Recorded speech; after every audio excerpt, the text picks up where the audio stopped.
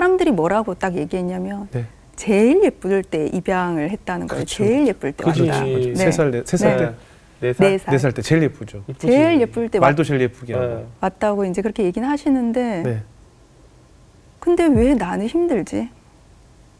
아이는 너무 예쁜데 왜 나는 힘들지? 예. 그지. 엄마의 이 역할을 너무 고된 거예요. 예.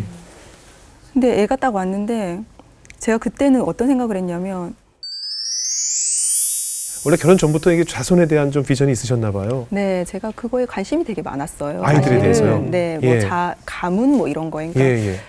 로이스와 유니게 아시죠? 네네. 그 디모데 외할머니와 어머니잖아요. 예. 근데 제가 이 말씀을 이렇게 보면서 이 사람들은 도대체 디모데를 어떻게 교육시켰을까, 양육했을까, 네. 어떻게 양육하고 분위기가 어땠길래 이렇게 온유한 영적인 지도자가 될 수 있었을까. 이게 궁금하더라고요, 되게. 갈렙은 큰 나이가 많은 상황이었는데도 다른 사람 다 안 된다고 예. 했던 그 상황에서 할 수 있다라고 어떻게 그렇게 자신 있게 이야기할 수 있었지? 어디서 나온 자신감이었을까? 제가 그런 생각들을 했었거든요.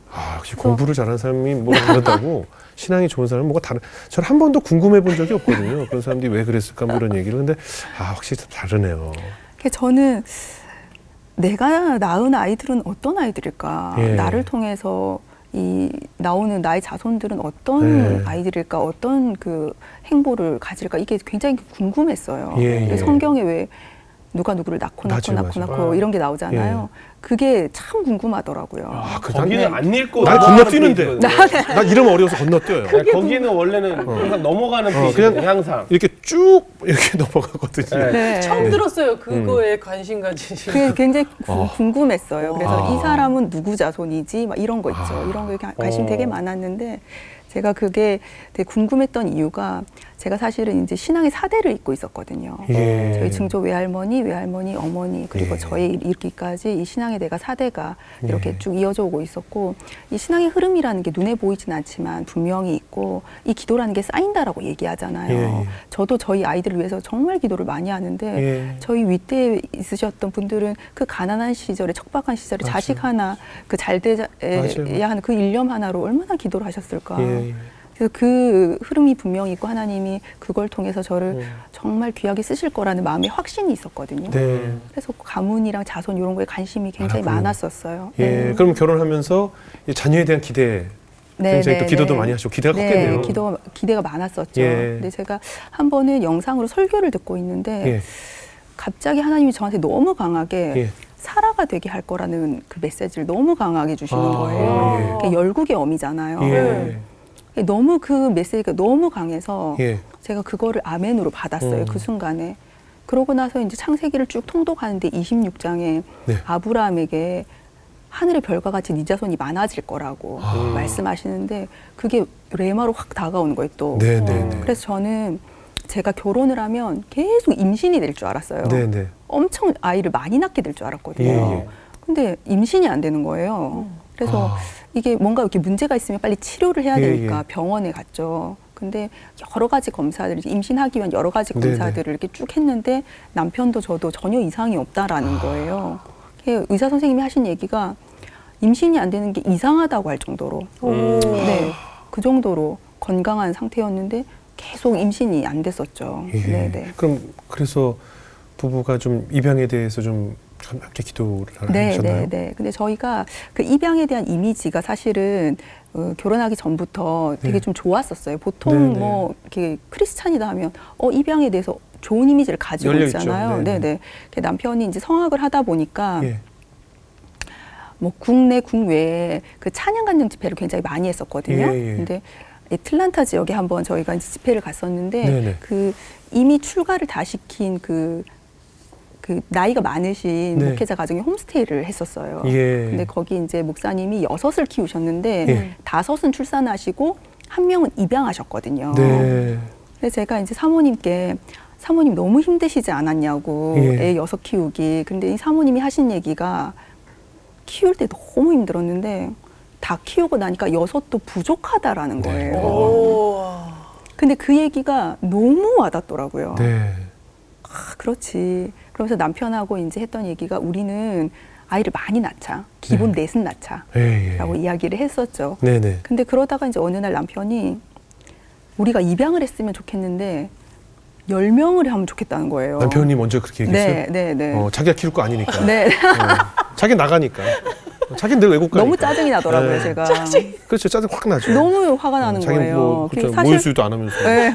그- 사실 아이 한 8알은 엄마가 키우잖아요. 그럼요. 네. 그래서 제가 그런 뭐 그릇이 되는 사람도 아니고 네. 그 정도 뭐 체력적인 예. 뭐 이런 게 있는 것도 아닌데 어떻게 이렇게 무책임하게 네, 이야기하냐라고 그치. 이제 처음에는 생각을 했죠. 네네. 근데 남편이 이제 생각이 날 때마다 입양 이야기를 계속 하는 거예요. 입양을 했으면 좋겠다. 나 좀 많이 했으면 좋겠다. 네. 근데 이게 이제 가랑비에 옷 젖듯이 네.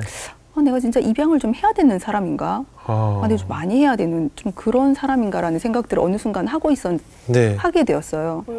근데 또 생각하고 또 이렇게 실행하기까지는 사실은 좀 갭이 있잖아요. 그래서 네네. 머뭇머뭇 하고 그렇죠. 수 있죠. 있었거든요. 예. 근데 어느 날 남편이 예배를 드리고 딱 나오는데 저한테 이제 울면서 무슨 얘기를 하냐면 네. 우리가 지금까지 아이를 충분히 키울 수 있는 어떤 건강, 뭐 경제적인 여건, 상황들이 다 됐는데 예. 우리가 머뭇머뭇하고 있는 사이에 못 키웠던 그 생명들을 생각하면 너무너무 마음이 아파서 눈물이 난다는 거예요. 근데 제가 그 얘기를 딱 듣는데 너무 그게 와닿는 거예요. 너무 공감이 되는 거예요. 예. 그래서 그래, 그러면 우리가 더 이상 머뭇거리지 말고 입양을 당장 하자. 예. 네, 그렇게 해서 입양의 문을 두드리게 됐었죠. 야, 어때요? 엄마가 되어 보시니까. 엄마가 돼 보니까 사람들이 그렇게 얘기했거든요. 사실은 저희 집 셋째가 햇살인데 햇살이가 가장 먼저 입양을 왔어요. 4살 때. 네, 저희는 그 첫째부터 순서대로 입양을 온 게 아니라 입양한 순서는 다르지만 그러니까 나이는 이제 다 다른 거죠. 다르니까. 다 다른 그래요? 거죠. 그래서 저희 집 셋째 햇살이가 4살 때 가장 먼저 입양을 왔거든요. 그 후에 더 남이 많은. 네, 다른 아이들도 또 이렇게 계속 입양했는데 네. 사람들이 뭐라고 딱 얘기했냐면 네. 제일 예쁠 때 입양을 했다는 거예요. 그렇죠. 제일 예쁠 때 그지. 왔다. 네. 3살 때. 네 살. 4살 때 제일 예쁘죠. 제일 예쁠 때 말도 제일 예쁘게 하고. 네. 왔다고 이제 그렇게 얘기는 하시는데 네. 근데 왜 나는 힘들지? 아이는 너무 예쁜데 왜 나는 힘들지? 예. 그지. 엄마의 이 역할이 너무 고된 거예요. 예. 근데 애가 딱 왔는데 제가 그때는 어떤 생각을 했냐면 그 삼시세끼 같은 반찬을 해주는 게 너무 미안한 거예요. 네네. 막 그렇게 하면 애가 막 그 영양 결핍이 될 것 같은 막 그런 생각 있잖아요. 맞아. 예. 처음이니까. 그래서 삼시세끼 막 유기농으로 막 다른 반찬을 해줘야만 할 것 같은 막 네네. 그런 생각들. 그리고 우리 애는 나를 만나기 전에는 사랑을 많이 못 받았으니까 나는 더 사랑해줘야 돼. 막 더 잘해줘야 돼. 더 놀아줘야 돼. 예. 소파에서 앉지를 못했어요. 미안해가지고. 힘이 너무 들어가셨네요. 네, 애들을 어떻게 내가 감히 어떻게 내가 이거를 내가 쉬고 있지 우리 애는 이렇게 심심한데 끊임없이 놀아주고 빨래는 또 왜 그렇게 많아요? 그렇죠. 네. 온갖 싸고 뭐. 계속 그러니까 그것도 체감적으로 막 몇 배가 는 것 같은 막 그런 그지. 느낌. 예. 그런 것들 다 감당해야 되고 그리고 결정적으로 혼내지를 못하겠는 거예요. 아이를 미안해서 내가 너무 못할 짓을 하고 있는 것 같은 느낌. 그런 것 때문에 못 혼내겠더라고요. 근데 그게 이제 한 일주일 정도 쌓이니까 예. 너무 힘든 거예요. 제 마음도 몸도. 예. 그래가지고 밤에 빨래를 딱딱딱 널고 이렇게 딱 누웠는데 눈물이 이렇게 나는 거예요. 주르륵. 남편이 너무 놀랐어요. 갑자기 엄마가 오니까 왜 그러냐고. 네. 근데 옆에 있는 햇살이는 더 놀랐어요. 보육원에서 자랐으니까 어른이 오는 걸 처음 본 거예요. 벌떡 일어나가지고 눈 동그래져가지고 얘가 어떻게 하는 막 주무르고요. 어머. 괜찮으라고. 막 주무르고 뽀뽀하고 막 혼자서 난리가 난 거예요. 근데 애가 막 애쓰는 모습을 보니까 눈물이 더 나는 거예요. 근데 얘가 뭐라고 하냐면 엄마 미안해요. 어머. 저한테. 엄마 미안해요 그러는 거예요. 이렇게 아이는 눈치 보는 준비가 거야. 돼 있는데 엄마는 준비가 안 돼 있는 그러네요. 거예요. 그치. 아이는 엄마를 받아들일 준비가 돼 있는데 네. 엄마는 아이를 받아들일 준비가 안 돼 있는 거예요. 예. 엄마가 얼마나 힘든지 얘가 그거를 뭐 논리적으로 설명은 못하지만 그 네네. 감정으로 다 느끼잖아요. 네. 미안하다고 갑자기 얘기하는 거 제가 얼마나 제가 미안한지 제가 더 미안해가지고 아이 달래고 괜찮다 했어라. 근데 돌아섰는데 하나님이 사실은 하나님이 하셨다니까 그 미안하다는 거를. 하나님 제 아이 제가 키우는데 뭐가 미안하시냐고. 아니라고 지민아. 햇살이 네 아이 아니고 내 아이라고. 내 아이 대신 키워줘서 미안하고 고맙다는 거예요. 네. 부모가 청직이구나. 내 소유가 아니구나. 그럼요. 그 아이 오기 전에 내가 그렸던 엄마의 모습이 너무 강했나 봐요. 그죠? 내가 내 아이가 태어나면 내가 어떤 엄마가 되고 어떻게 키워야지가 굉장히 강했던 것 같아요. 그러니까 네네. 어떻게 보면 좀 과할 정도로 네네. 하다 보니까 저희 같이 이제 아이를 좀 많이 키운 사람들 보기에는 이제 힘이 많이 들어가신 거죠. 단체 네, 첫 아이니까. 네네네. 첫 아이여서 이제 그때는. 갈수록 약해지거든요. 네, 저도 네. 첫째 낳았을 때 막 좋은 우유랑 뭐 어떻게 둘째 낳으면 조금 약해지고 셋째는 그냥 대충 뭐 넘어져도 아 이제 일어나 뭐 이렇게 되거든요. 그럼요. 예. 근데 네. 이제 처음이다 보니까 네. 그러니까 사실 뭐 입양이라서가 아니라 네. 어떤 아이든지 엄마가 아마 처음이잖아. 처음이기 때문에 네네. 더 많이 사랑해야 되고 네, 더 네. 많이 해줘야 되고 그럴 것 같으면 근데 또 4살이 이런 얘기 하는 게 좀 안 믿기시죠? 네. 4살도 이런 얘기를 해요. 다 알아야 돼. 저 이거 새롭게 합수하고 끝나고 가면 너무 힘들어서 아빠 힘들어 그러잖아요. 그러면 아빠 등 두드리면서 아빠 고생했어 이걸 해요. 어머. 4살, 3살 애들이 맞아요. 이런 말들을 해요. 네네. 얼마나 깜찍한지 몰라요. 그래서 위로 받아요. 뭐 우리 집사님 그랬던 것처럼 아이들도 말씀 읽기 잘해요. 교육은 잘하죠. 어떻게 하세요? 예. 저희 아이들이 사실은 그 애착 형성하는 부분 때문에 그렇죠, 그렇죠. 입양을 하고 나서 한 1년 반 정도 홈스쿨을 했었어요. 네, 4명 다. 네. 네. 근데 이제 온 시기가 다르고 나이가 다 다르기 때문에 그러네요. 홈스쿨 했던 그 시기는 뭐 다 네. 똑같진 않지만 저희 둘째 같은 경우에는 홈스쿨을 시작했을 때가 11살이었거든요. 네, 네. 근데 얘는 제가 단 한 번도 검사하지 않았는데 매일 한 구절을 외웠어요. 매일매일. 그래서 1년 반을 했으니까 한 400구절? 아니, 그러니까 엄마가 이렇게 막 검사하거나 뭐 전혀 확인하지 않았는데 않았는데도. 네, 그렇게 아이들이 자발적으로 그렇게 외워서 지금은 뭐 심지어 까먹질 않아요.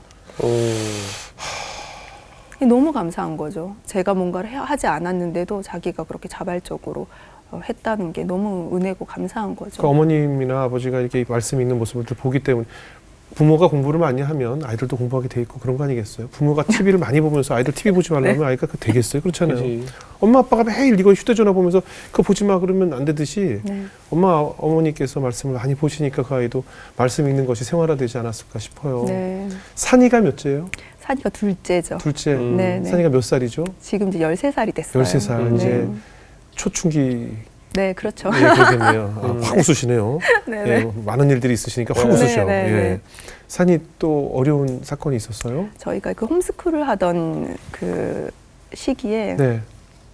블랙아이스 현상이라고 혹시 아시는지 모르겠어요. 네네네. 이 서리가 내리거나 네, 맞아요, 이제 맞아요. 비가 내린 예. 상황에서 기온이 너무 떨어지면 거기가 이제 얼지- 얼면서 얼죠. 빙판이 네, 빙판이 되는데 되죠, 네. 육안으로 전혀 확인되지 않는 상황. 맞아요, 맞아요. 네. 근데 제가 부산 사람이라 예. 그거를 전혀 몰랐거든요. 블랙아이스 현상이 뭔지 뭐 이런 거 뭐 눈이 온 걸 보지도 못했고. 아. 근데 저희 집이 가평이라 시골이에요. 되게 산길이에요. 꼬불꼬불하거든요. 그래요. 근데 홈스쿨하고 있던 그 과정이었기 때문에 뒤에 이제 뒷좌석에 아이 3명이 타고 있었고 네. 이제 조수석에는 남편이 앉아 있었어요. 제가 운전을 했고. 예. 근데 늘 가는 길이었기 때문에 그냥 무심결에 커브를 튼다고 이렇게 틀었는데 미끄러졌고. 아니 차가 갑자기 중앙선을 넘는 거예요. 돌아서 이렇게. 네, 가는구나. 갑자기 딱 네. 넘는 거예요. 그래서 네. 이 사람이 반사적으로 네. 반대로. 브레이크를 확 밟으면서 그 핸들을 반대로 확 꺾게 돼 있거든요. 근데 예. 브레이크를 딱 밟았는데 확 미끄러졌어. 불지. 아니 가속이 붙는 거예요. 예, 그게 너무너무 놀랐어요. 근데 그러면서 확 꺾으니까 그대로 10m 아래로 전복이 됐거든요. 와, 어떡해. 그래가지고 저쪽으로 이렇게 90도로 누웠고 예. 차는 완전 박살이 났고 폐차를 시켰거든요.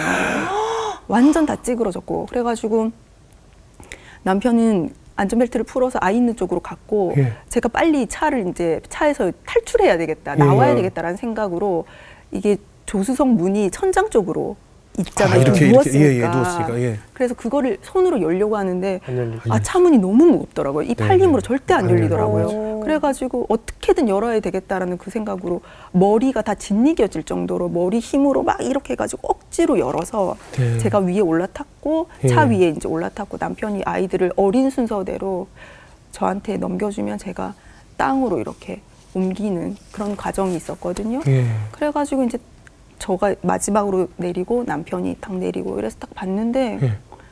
아무도 안 다친 거예요. 어머. 다행이다. 저희 남편이 안경을 쓰고 있거든요. 예, 예. 네. 안경조차 안 깨진 거예요. 어. 아니 어떻게 이럴 수 있나. 예. 그래가지고 119를 타고 이제 병원을 갔거든요. 네네. 검사를 일단 해봐야 네, 되잖아요. 그렇죠, 안쪽에 또 어떤 그렇죠. 뭐 이상이 있을 수 있으니까. 음. 근데 제 마음이 너무 죄책감이 드는 거예요. 왜 나는 미숙하게 운전을 해가지고 애를 이렇게 놀라게 하고 예. 막 그 마음 때문에 눈물이 계속 나더라고요. 그럼요. 미안한 마음이 제일 크잖아요. 너무 미안한 거예요. 내가 왜 그렇게 했을까? 그렇지. 왜 그렇게 확 꺾었을까? 음. 근데 산이가 이렇게 저를 가만히 쳐다보고 있더니 엄마 빌립보서 4장 6, 7절 말씀이 생각이 난다는 거예요. 갑자기. 예. 엄마하고 같이 암송해볼까? 아무것도 염려하지 말고 다만 모든 일에 기도와 간구로 너희 구할 것을 감사함으로 아뢰라. 그리하면 모든 지각에 뛰어난 하나님의 평강이 그리스도 예수 안에서 너희 마음과 생각을 지키시리라. 산아, 지금 네 입으로 엄마한테 이야기하는 거지만 하나님이 네 입술 통해서 엄마한테 위로하시는 것 같다고. 너무 고맙다. 그렇게 하고 이제 검사를 다 하고 이제 집에 갔어요. 네. 밤에 하나님이 저한테 어떤 이야기를 하시냐면 귀한 아이들 더 존귀하게 대하라는 거예요, 저한테. 네. 하나님도 존귀하게 대하는데요. 네. 네가 기분 좋을 때만 존귀하게 대하잖아. 제 안에 어떤 마음이 갈등이 있었냐면 네. 막 화가 나잖아요. 애들 막 키우다 보면 화날 일이 있거든요. 네. 그럴 때 막 어떨 때는 좀 소리를 지르기도 하고 근데 그렇게 하고 나면 너무 후회가 돼요. 내가 왜 그랬을까? 근데 또 하나의 마음은 뭐냐면 나는 좀 이래도 돼. 나는 지금 애도 4명이고 우리 집에 강아지도 6마리나 있고 집도 이렇게 크고 난 시골에서 애들만 키우고 있는데 난 좀 이래도 돼. 이 두 가지 마음이 늘 같이 가요. 엄마들은 공감하실 거예요. 네. 이 마음의 갈등이 늘 그렇게 있었는데 아니라는 거예요. 하나님 나한테 그걸 원하시지 않는다는 거예요. 더 존귀하게 대하라고. 근데 너를 보라고. 너도 하나도 안 다치지 않았니? 아이들을 존귀하게 대하면 네가 존귀해지는 거라고. 너도 내 딸이야. 이 마음을 탁 주시더라고요. 예. 근데 문제는 그 다음 날이었어요. 예. 예. 운전을 해야 되잖아요. 저희는 예. 시골이라 무조건 자가용으로 그렇죠. 이동을 해야 되거든요. 운전대를 딱 앉으면 이 무서운 마음 트라우마. 때문에 예. 트라우마가 생기죠. 숨이 안 쉬어지는 거예요. 근데 그 길을 매일 지나가야 되잖아요. 그렇죠. 그때 그 굉음, 그 소리, 그 떨어지는 그 느낌. 느낌. 근데 제가 그때 알았죠. 아, 모성애가 트라우마로 이기는구나. 요한일서에 온전한 사랑이 두려움을 내어 쫓는다고 그랬잖아요. 네. 아, 우리 엄마가 이렇게 살았구나. 아, 우리 아빠가 이 모진 세월을 이 자식 사랑하는 이걸로 다 견디셨구나. 제가 그게 딱 오더라고요, 그 순간에. 네. 근데 더 큰 사랑이 있잖아요. 예수님이 십자가에 매달리셨는데 아버지 대답을 안 하시거든요, 하나님이. 그 단절의 그 두려움, 답답함. 한 번에 죽냐고요, 사람이. 계속 피가 흐를 때까지 그 극심한 고통. 그거를 결국 다 감당하셨는데 우리를 위한 사랑 때문에 다 감당하시잖아요. 그렇죠. 내가 이걸 인지 안 해, 세상에. 내가 이걸 인지 안 해. 인생의 희노애락이라는 게 있잖아요.